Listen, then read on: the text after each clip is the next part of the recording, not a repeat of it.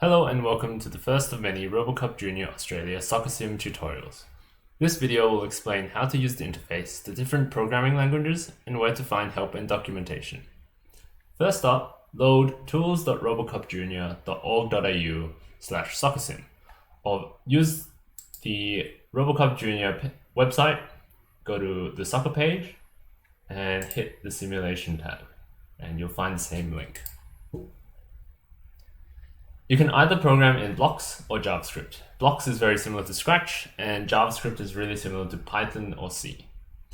To look for documentation, hit the Browse the Docs button, and to run a competition, you can click on this button as well. The docs will have lots of information about how to get started for both blocks and JavaScript. And for JavaScript programmers, you'll find the reference page very useful as it gives you all the different functions you can use.